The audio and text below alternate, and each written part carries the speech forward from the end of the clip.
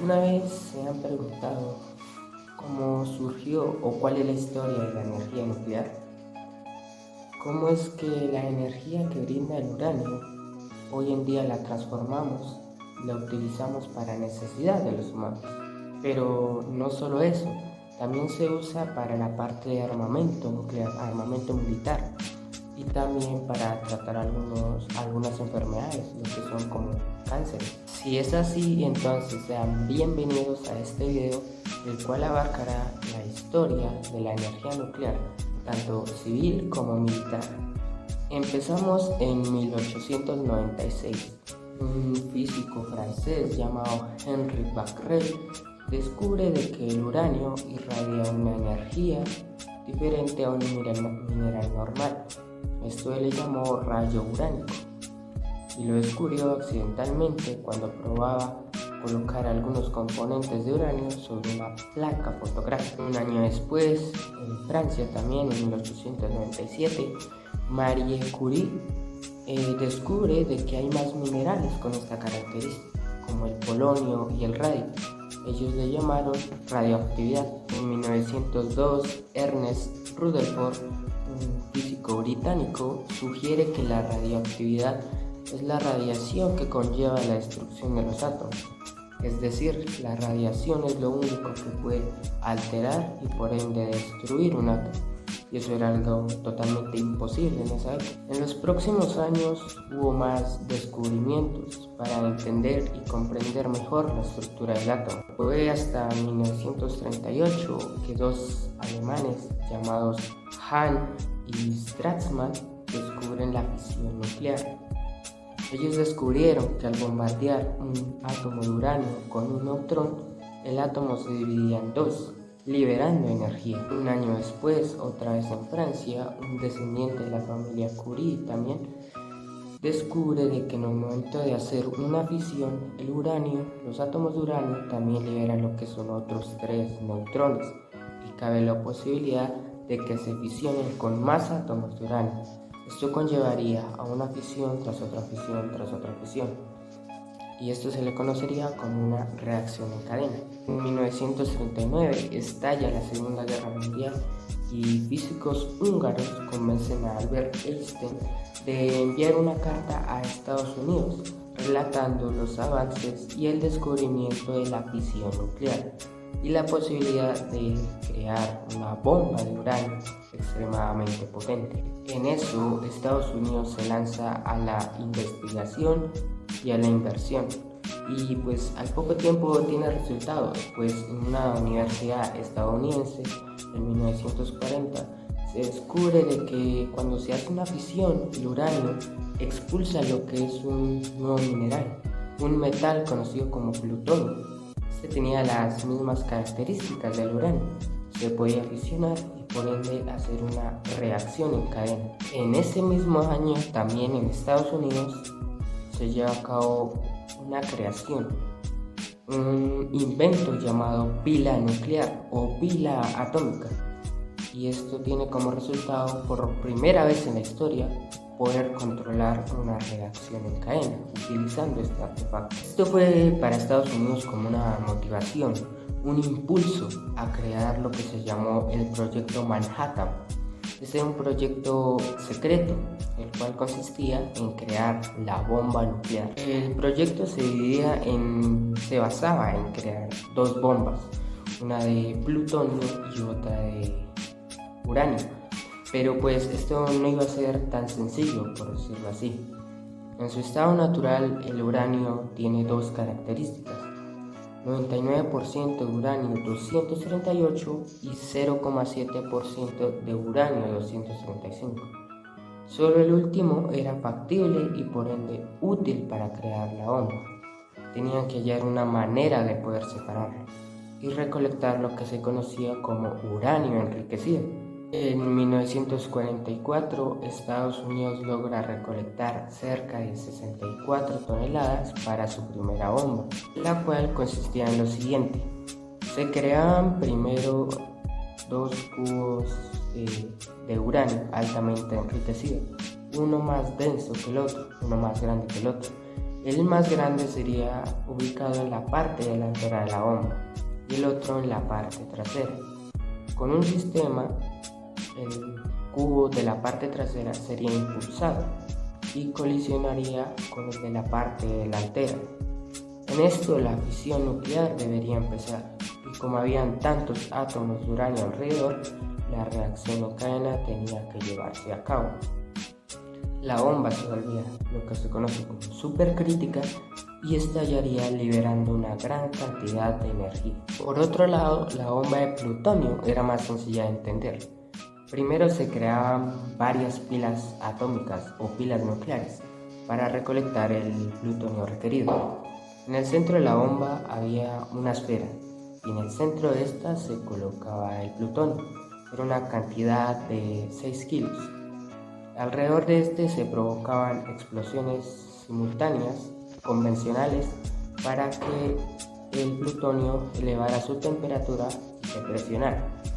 Esto hacía que la bomba se volviera supercrítica y también estallaría liberando una gran cantidad de energía. Cabe resaltar que la bomba de uranio se llamaba Little Boy y esta tenía una comparación con una explosión de 15.000 megatones de TNT. Por otro lado, la bomba de plutonio se llamaba Fat Man y esta tenía una comparación de una explosión de 21.000 megatones de TNT.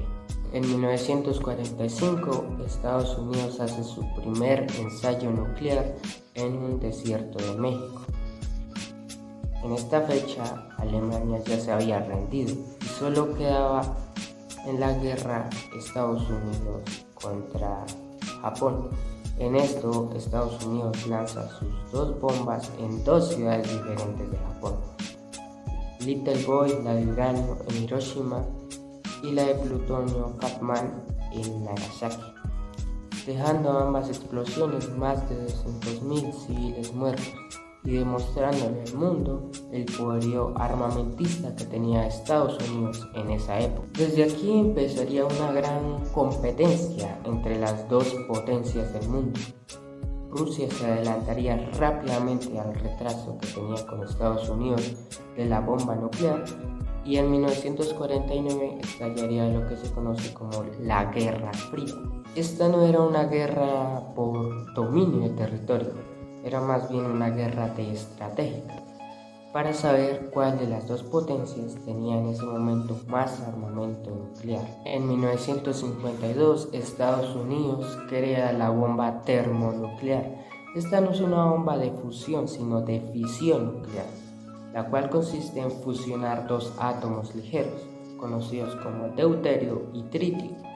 Pero para alcanzar la fusión de estos 2 átomos se necesitaba una temperatura y una presión exageradamente alta.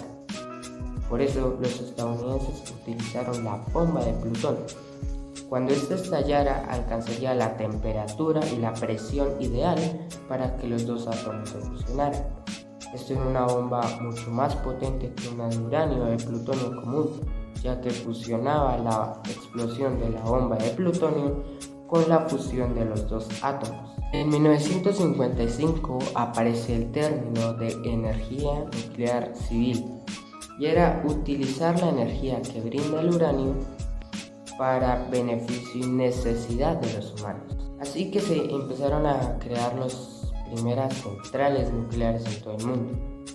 La mayoría de los reactores iba a ser de agua a presión, el cual consistía en lo siguiente.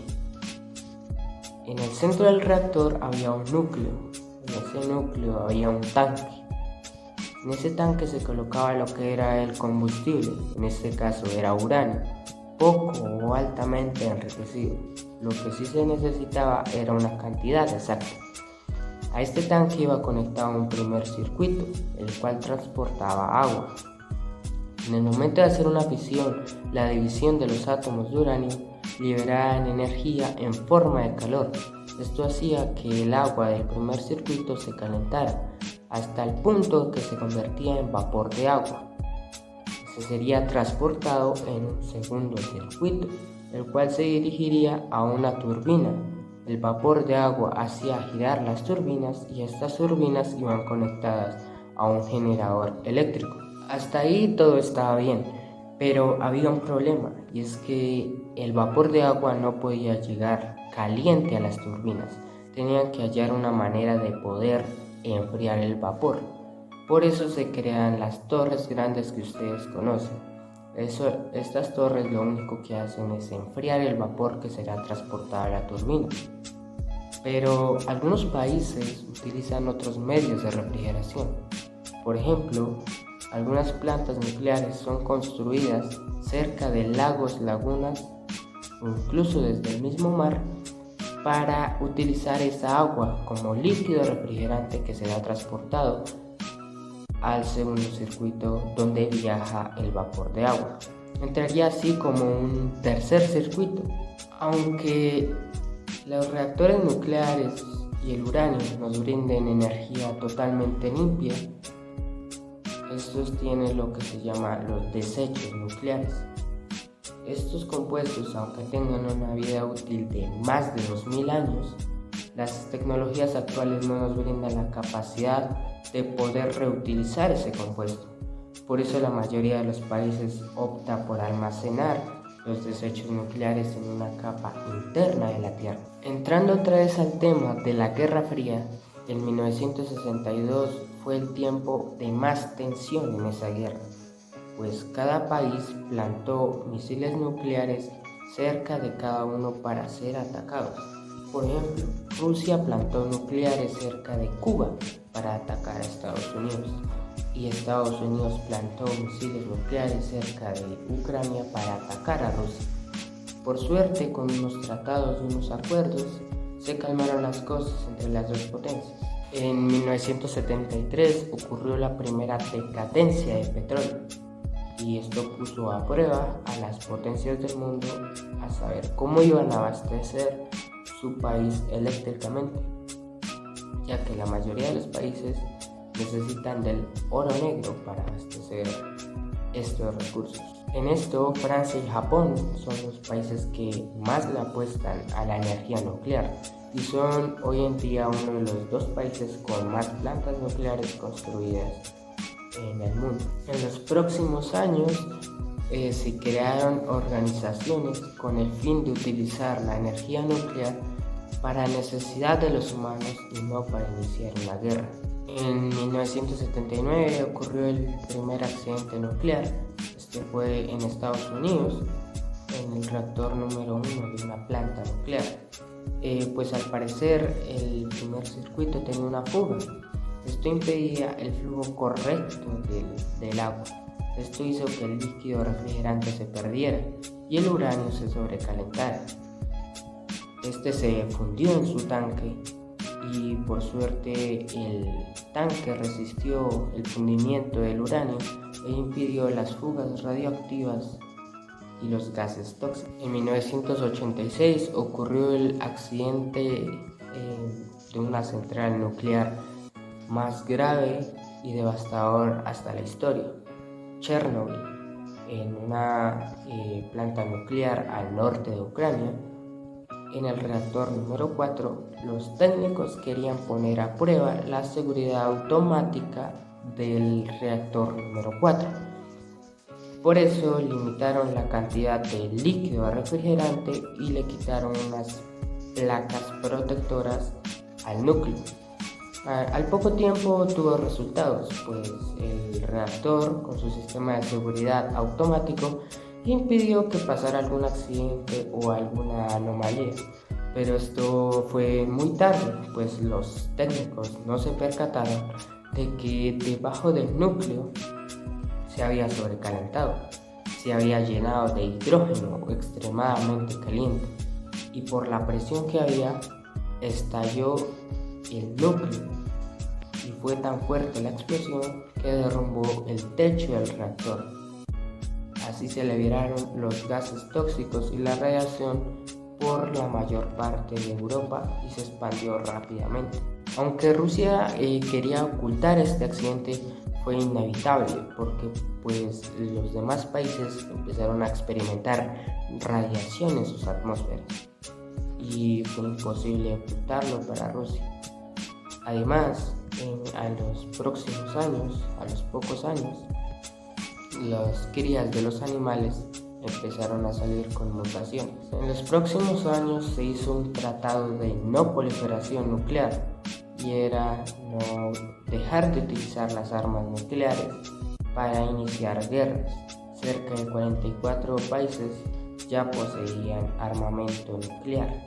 Lo que se espera para la actualidad y para el futuro es la creación de un proyecto llamado ITER. Este fue creado en 2017 y se está llevando a cabo en Francia, el cual tiene como objetivo construir una planta nuclear la cual sea capaz de producir mucha cantidad de energía con poca materia prima y que tenga pocos desechos nucleares. Esta es una planta nuclear a base de fusión nuclear. Ese proyecto tiene muy buenas bases. Además, la energía que brinda el uranio es totalmente limpia y sería muy beneficioso para la humanidad crear una planta nuclear como esta.